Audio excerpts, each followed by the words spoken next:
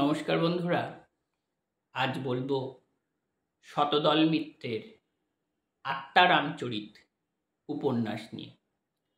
উপন্যাসটি আছে মাটির দুর্গ নামে একটি উপন্যাস সংকলনে, যেটা পারস্পরিক থেকে প্রকাশিত হয়েছে। প্রকাশ করেছেন প্রবীর মজুমদার। 4টি উপন্যাস রয়েছে এই সংকলনে, তার মধ্যে অন্যতম এই আত্মারামচরিত। ব্যক্তির নাম নানা সত্য বহন করে।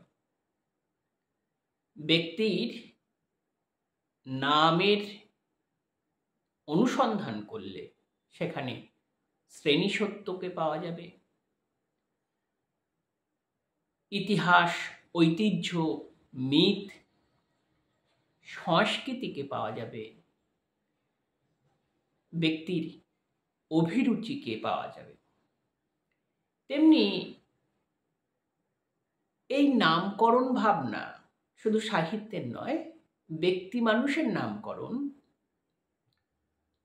তা যুগের সঙ্গে সঙ্গে কেউ এগিয়ে ভাবেন, আবার যুগ থেকে কেউ পিছিয়ে থাকেন। যেমন রবীন্দ্রনাথ ঠাকুরের সেই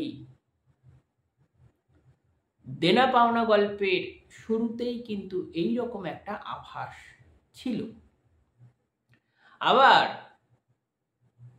রাজশেখর বসুর যদি কচি সংসদ দেখি, সেখানে দেখা যাবে যে নামগুলি আধুনিক, মার্জিত, কচি, চ্যাংড়া, মোলায়ম হতে কিছুটা নাম বদল করেছে, যার পিছনে ছিল মূলত হাস্যরস। অন্যদিকে রামকুমার মুখোপাধ্যায়ের দুঃখে কেওড়া উপন্যাসের নায়ক দুঃখহরণ, প্রীতি দত্ত নাম দুঃখহরণ, গ্রামের মানুষ, সমাজের মানুষ করে দিয়েছিল দুঃখে। ঠিক তেমনি ভাবে আমরা দেখব যে সাহিত্যের ক্ষেত্রে, সংস্কৃতির ক্ষেত্রে, সিনেমার ক্ষেত্রে ব্যক্তিরা তাদের নাম বদল করে। কেউ ছদ্মনাম গ্রহণ করে, বা কেউ কেউ তাদের পিতৃদত্ত নামটি ত্যাগ করে বাজার গ্রহণ করবে বা বাজারে আকর্ষণময়ী হয়ে উঠবে, চিত্তাকর্ষক হয়ে উঠবে, এমন একটি নাম গ্রহণ করে। এই যে শ্রেণী বিভাজন, এই শ্রেণী বিভাজনের মধ্যে দুটি সত্য আছে। নিম্নবিত্তের যে নাম বদলে যায়, নামকরণকে হেয় করা হয়, ব্যঙ্গ করা হয়, সেটা সমাজ করে। আর মধ্যবিত্তের নাম পরিবর্তন সেটা ব্যক্তি নিজেই করে। এই রকম পটভূমি থেকে শতদল মিত্র আত্মারাম চরিত আখ্যান গড়ে তুলেছেন। এক গ্রামের আত্মভোলা, পাগলাটে, বিভ্রান্ত যুবক আত্মরাম শহরে এসেছে চাকরির সন্ধানে। অথচ চাকরির জন্য যে শিক্ষা দীক্ষা, অভিজ্ঞতা প্রয়োজন তা তার নেই। সে এতটাই বোকা যে সে জানে যে ব্যাংকের চাকরি খুব সহজ, কারণ ব্যাংকের চাকরি মানেই তো টাকা গোনা, টাকা গোনাটা তো খুব সহজ। এই রকম এক পাগলাটে যুবক শহরে এসে পড়ে এবং সে যার কাছে ধরা দেয় সে এক মধ্যবিত্ত যুবক, যার নাম পঞ্চানন। সে কবি। বাড়ির লোকজন সংক্ষেপে তাকে পাঁচু বলে ডাকলেও এ নাম গ্রহণ করতে সে রাজি নয়। কবি হিসাবে খ্যাতি পাবার জন্য সে নাম গ্রহণ করে পঞ্চম। এই পঞ্চানন থেকে পঞ্চম, আত্মারাম থেকে আতু, এই শ্রেণী বিভাজন নিম্নবিত্ত মধ্যবিত্তকে সামনে রেখে আখ্যান গড়ে চলেছে। আখ্যানের পটভূমি শহর। দিন বদলে যাচ্ছে। বাম আমলের শেষ পর্ব থেকে শুরু করে সবুজ জামানার উত্থান, রমরমা বিকাশ পর্ব। এই যে শহরের পটভূমি, এর মধ্যে আত্মারাম ঢুকে যায়। শহরের শিক্ষিত মানুষ, মধ্যবিত্ত মানুষ তাদের স্বভাব, অভিরুচি, কর্মকাণ্ড চালাতে থাকে, তার মধ্যে আত্মারাম ঢুকে যায় এবং স্বভাবতই সে মাঝে মাঝে ভুল করে। ভুল ঠিক বলছি না, সে তার অর্জিত জ্ঞান, সামাজিক অভিজ্ঞতা এবং এতকালের যে যাপিত জীবন তার ওপর ভিত্তি করে কথা বলে, কিন্তু সেই কথাটি শহরের শিক্ষিত মধ্যবিত্ত মানুষের কাছে অচল হয়ে যায়। তাই সে বারবার বাতিল হয়ে যায়। কখনো সে ভোটে অংশ নেয়, কখনো সে মিছিলে অংশ নেয়, কখনো সে কবি পঞ্চমের সঙ্গে স্মরণ সভায় অংশ নেয়। তার প্রেম, তার প্রত্যাখ্যান, এই সমস্ত নিয়ে আখ্যান গড়ে ওঠে এবং আখ্যানের স্টাইলটি বড় চমৎকার। মধ্যবিত্তের মানসিকতা নিয়ে একটি বিষয় গড়ে উঠছে, একটি বিষয় আলোচিত হচ্ছে, সে হুট করে একটি কথা বলে তার সুরটিকে ভেঙে দিল। শ্রাদ্ধ বাসর গ্রামে পরিচিত শহরে স্মরণ সভা, সেখানে দেহদান থেকে ভূত পেত আত্মা নিয়ে আলোচিত হচ্ছে। আত্মারাম তার অর্জিত অভিজ্ঞতা থেকে কথা বলছে। প্রান্ত অঞ্চলে দেহদানের বিষয় নেই, প্রান্ত অঞ্চলে মৃত্যুর পর দেহ পোড়ানো হয়। যে পার্টির লোক কিছুদিন আগেই বাম ফ্রন্টের সমর্থনে ছিল, সেখানে আত্মারাম ইনকলাব জিন্দাবাদ স্লোগান দিয়েছিল, সেই স্লোগান তার মাথায় থেকে যায়। সেই লোকেরাই আজ তৃণমূল পার্টি হয়ে যায়। আত্মারাম তার স্লোগান ভোলে না, তার মধ্যেও সে ইনকলাব জিন্দাবাদ স্লোগান দিয়ে দেয়। বা কখনো ভোট দিতে গিয়ে সে বাম সমর্থিত সিম্বল, তৃণমূলের সিম্বল থেকে লণ্ঠন সিম্বলকেই বেশি প্রিয় মনে হয়। প্রিয় অর্থাৎ গ্রাম জীবনে থাকার ফলে লণ্ঠনটা তার কাছে বেশি পরিচিত, তাই লণ্ঠনে সে ভোট দিয়ে দেয়। এইরকম বেশ কিছু উদ্ভ্রান্ত বিভ্রাট কর্মকাণ্ড করে সে আখ্যানের যে মূল সুর চলছিল সেটাকে ভেঙে দেয়। এখন প্রশ্ন হলো, আমাদের প্রখ্যাত সমালোচক তাত্ত্বিক গায়ত্রী চক্রবর্তী স্পিভাক বলেছিলেন, ক্যান দ্য সাবাল্টার্ন স্পেক? হ্যাঁ, প্রান্তজন্ত কথা বলে, কথা বলতে পারে, যেমন করেই হোক কিছু একটা জানান দেয়, কিন্তু সেই কথা শুনবে কে? সেই কথা শোনার উপযোগী বিবেক, উপযোগী মানসিকতা, ধৈর্য কি মধ্যবিত্ত উচ্চবিত্তের আছে? না, নেই।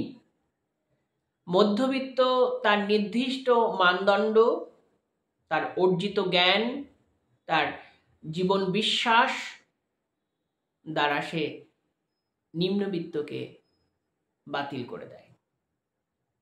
মধ্যবিত্তের আরো সংকট আছে, যা নিম্নবিত্তের সংকট নেই। নিম্নবিত্ত যে কোনো কিছুকেই আঁকড়ে ধরতে পারে বাঁচার জন্য, আর মধ্যবিত্ত পূর্বের সংস্কার বিশ্বাসকে না বিসর্জন দিতে পারে, না ভোগবাদী পুঁজিবাদী সভ্যতাকে গ্রহণ করতে পারে। এই দ্বন্দ্ব ঘটে যায়। তেমনি লেখক দেখাচ্ছেন যে নিম্নবিত্তের কোনো পরিবর্তন ঘটে না। ভোগবাদ, পুঁজিবাদ, বিশ্বায়ন, রাজনীতি যাই ঘটুক, নিম্নবিত্তের শুধু কর্মের রূপান্তর ঘটে। বলা যেতে পারে গ্রামের এক অর্ধশিক্ষিত বা অশিক্ষিতই এই আত্মারাম শহরে এসে হারিয়ে যায়। আশ্রয়ও পেয়েছিল,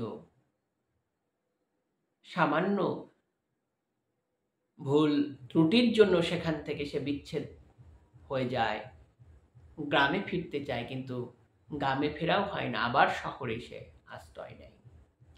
এইভাবে আখ্যানের মধ্যে দিয়ে লেখক শ্রেণীসত্যে পৌঁছতে চান এবং তার ভাষা দুরন্ত, একেবারেই ব্যঙ্গে শ্লেষ ভরপুর, লঘুতায় তিনি গুরুগম্ভীর কথা বলেন।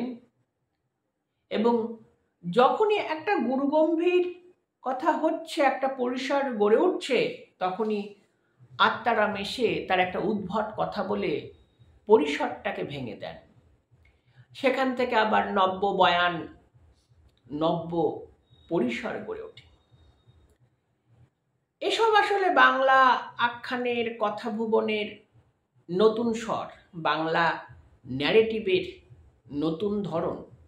এর আগেও লঘু ব্যঙ্গ, শ্লেষ, বিদ্রূপ এসেছে, কিন্তু এইভাবে শ্রেণীসত্য এবং নিম্নবিত্ত মধ্যবিত্তের চরিত্রকে সামনে রেখে তাদের বিভাজন, তাদের অর্জিত বিশ্বাসকে দুই শ্রেণীর মানুষ দুই অভিজ্ঞতা থেকে খণ্ডন করছেন, আবার নিজেদের মতবাদ জানান দিচ্ছেন, প্রতিষ্ঠা করতে চাইছেন।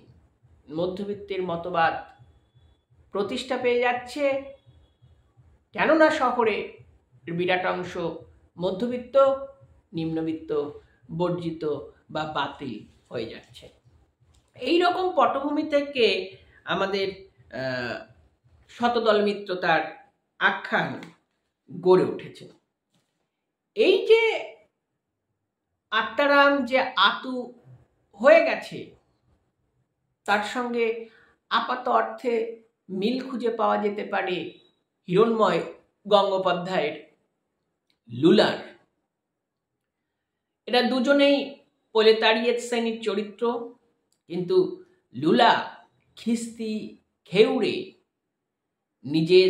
নিজের ক্ষোভ, বেদনা উগরে দিয়েছে।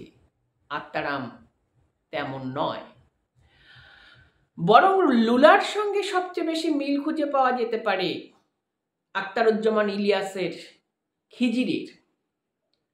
আত্মারাম স্বভাবতই ভিন্ন, ভীরু, এবং সে কথা জালে পরিপক্ক, এবং সেই কথা, সে যে খুব বেশি কথা বলে তাও নয়, সে যে বাচাল তাও নয়, স্বল্প কথাই বলে, কিন্তু তা বিভ্রান্তমূলক। মধ্যবিত্তের যে জ্ঞান বিশ্বাস, তার যে ভাবনা বলায়, তার যে চিন্তা বলায়, সেই চিন্তা বলয়কে সে ছোট্ট একটি বাক্যের মধ্য দিয়ে ভেঙে দেয়। এবং যে বাক্যটি সে প্রয়োগ করে তা তার গ্রাম জীবনের অভিজ্ঞতা, প্রান্ত জীবনের অভিজ্ঞতা থেকে অর্জিত। আপাত অর্থে তাকে আমরা বাতিল বলতে পারি না, বাতিল তার নয়ও গোটা ভারতবর্ষের প্রেক্ষাপটে, কিন্তু মধ্যবিত্ত তার জ্ঞান বোধ নিয়ে তাকে বাতিল করে দিতে চায়। এইভাবে আখ্যান এগিয়ে চলে। আখ্যানে আধুনিক সভ্যতা এবং প্রাচীন সভ্যতার একটা দ্বন্দ্ব আছে। দুই শ্রেণীর মানুষ দুই জীবন থেকে কথা বলছে, দুজন দুজনকে কাউন্টার করছে, কিন্তু মধ্যবিত্ত তার অর্থনৈতিক স্বাবলম্বিতা থেকে প্রান্তকে বাতিল করে দিচ্ছে। এই বয়ান অত্যন্ত জরুরি হয়ে গেছে। এবং মধ্যবিত্ত মানুষ তো প্রান্তজনকে ব্যবহার করে, প্রান্তজন যেন ব্যবহৃত হতেই জন্মায়। আত্মারাম বারবার ব্যবহৃত হয়েছে এবং এই নিপীড়নের মধ্য দিয়ে আখ্যানের নতুন ভাষ্য গড়ে ওঠে।